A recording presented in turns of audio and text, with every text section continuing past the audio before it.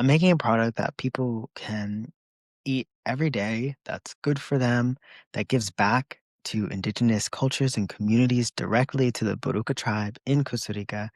And also our farms that grow the cacao, we give back to them 2.5 times above fair trade minimum. And so this is a way that we can make a business and I can make a business that can change the foundations and systems of the way things are moving.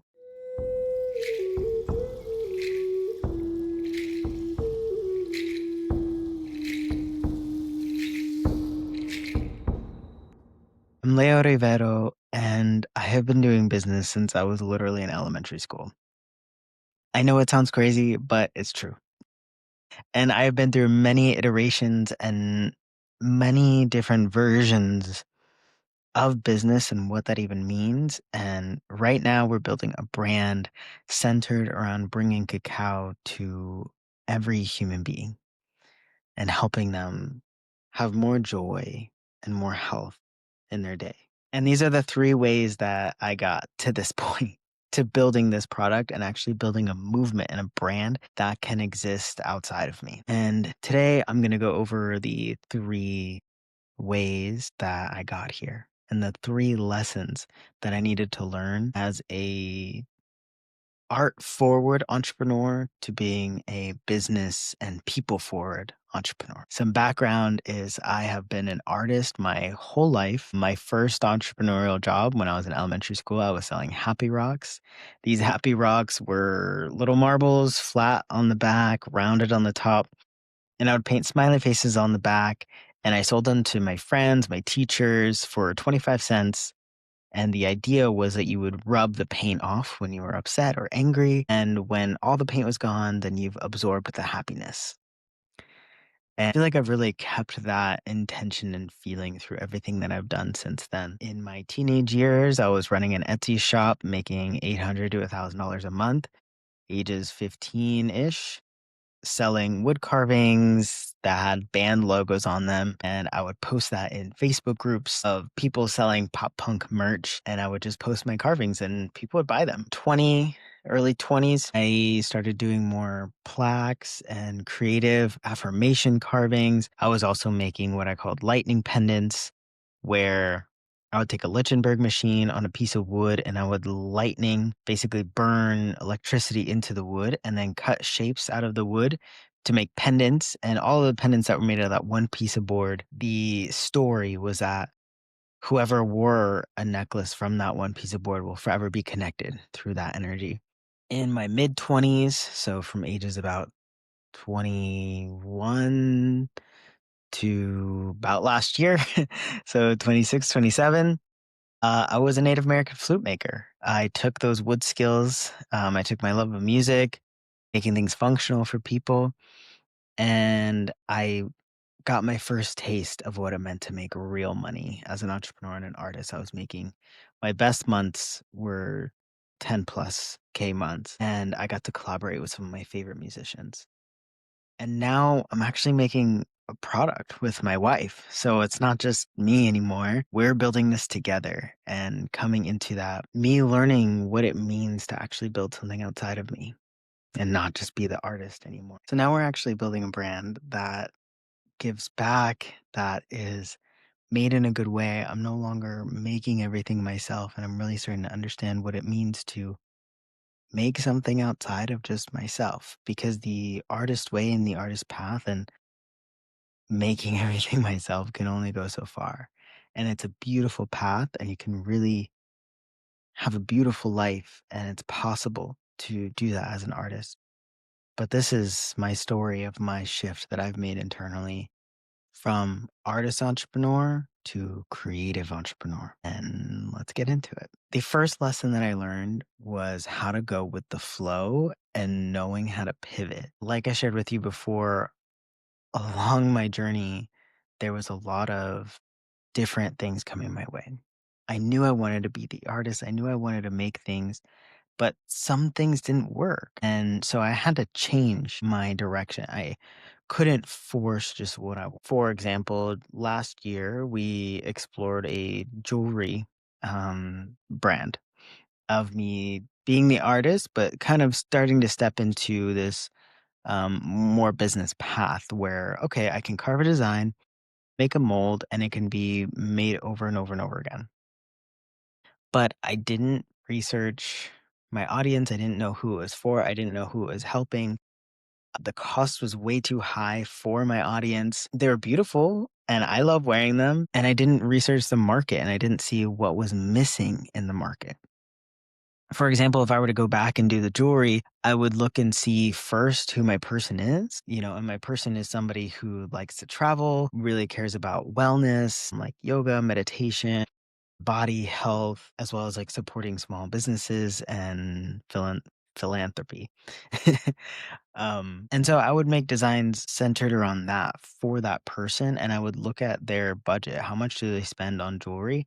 And then making something that fits within that and maybe even stretching a little bit and using different materials. That person doesn't necessarily gravitate towards high quality silver or gold jewelry. They gravitate more towards the handmade, the boho feeling. So this is a big lesson, knowing when to pivot and not getting so stuck in what I think is right and what I enjoy and just what I want. Because a business is about people and we're making things for other people. And the only way that the business is going to work is if the other people want it. For example, when I was selling wood carvings in Facebook groups, they wanted it because they were already in that group looking for merch for their favorite bands. And now here I am making necklaces and keychains out of wood of their favorite band logos. So I went to where there was already a group of people purchasing things. I was in that group because I wanted merch. And then I loved those bands. So I made the things that I loved. And sometimes it works out like that. The things that you love can also help other people, which goes into the second thing that I learned about switching from being an artist entrepreneur to a brand focused entrepreneur, which is listening to people and what they want. It's the most important part of business. I honestly think because I see a lot of my friends who want to be entrepreneurs, who want to be own businesses. They want to sell their art. They want to have freedom that comes with entrepreneurship where if I want to, I can wake up at 11 a.m. and work until 11 p.m. Or I can wake up at 6 a.m. and stop working at 2 p.m. I have freedom. I don't have to report to somebody and ask for time off.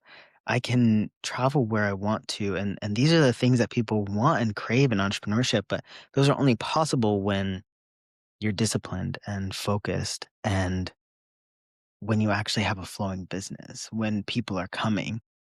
In the jewelry phase, it was a lot more difficult to do these things because nobody was really buying anything. And so we were just running through our savings and it was a very difficult time, as well as moving across the country, which is a whole nother topic and things to talk about. But if you're wanting to build a brand, you need to know who you're making things for.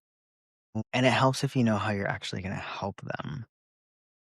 It helps to know, are you making their life a little bit easier? Are you giving them something that you know that they already want? Is this making an impact in the world?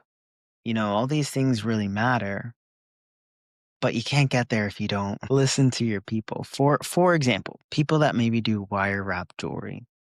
Okay, there's thousands of people that do wire wrap jewelry. It's amazing. It's a beautiful craft. It takes a lot of time that you need to learn.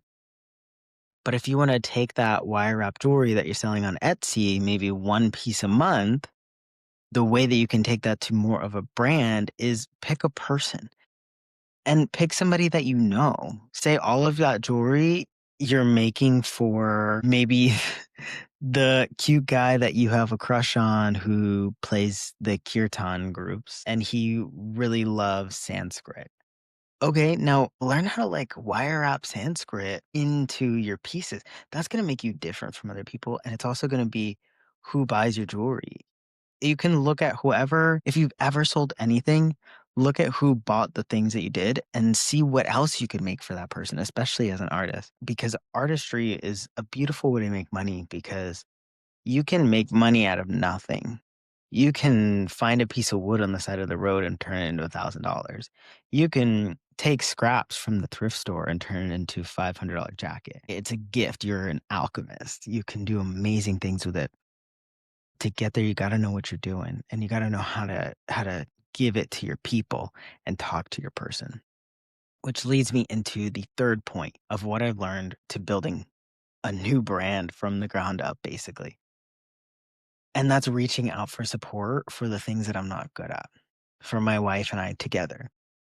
For example, for the cacao travel packs that we're working on, if you'd like to pre order, you can find the link down below. For these cacao travel packs, we had no idea anything about packaging. What do we need on the label? How do we actually catch somebody's eye? How do we keep it simple enough that it's not overwhelming, but people still know what is inside the box? So we reached out to graphic designers and package designers to help us with this. And I know it's not always possible financially, but there is always somebody that knows something. Even if you can just DM somebody on Instagram that is really good at art or design, ask them, hey, what do you think about this? What do you think about that? And that's also going to help you build connections because maybe in a year from now, you're actually making money selling your products. And now you can actually invest in their services. And now you've actually built a relationship with them and they understand you a little bit more. Relationships and having people in your corner that are better at you than things is gonna take you so far. You gotta surround yourself with people who are better than you. We are currently being mentored by several multimillionaires who have built brands themselves. And so we're able to think like them. We're learning their way of going about the world, their way of workflow, their way of knowing what's actually priority and what's just wasting your time. And so I really encourage you, even if it's just people you meet at the coffee shop that, maybe somebody's, went to art school and you didn't. Ask them questions. People love to share about themselves. Ask anybody anything about their life and they will talk to you for hours. It's not all about you. It's not just talking about what you love and things about your life. It's asking people about their life. It'll really take you far. Yeah, I really just felt like hopping on here and sharing some core things about building a brand from the ground up and shifting my mindset from artist entrepreneur to business and brand focused entrepreneur. And some of the ways that I'm doing that now is instead of making a flute for a person who loves to meditate and cares about mysticism and spirituality and all this fluff, I'm making a product that people can eat every day, that's good for them, that gives back to indigenous cultures and communities directly to the Boruca tribe in Costa Rica, and also our farms that grow the cacao. We give back to them 2.5 times above fair trade minimum.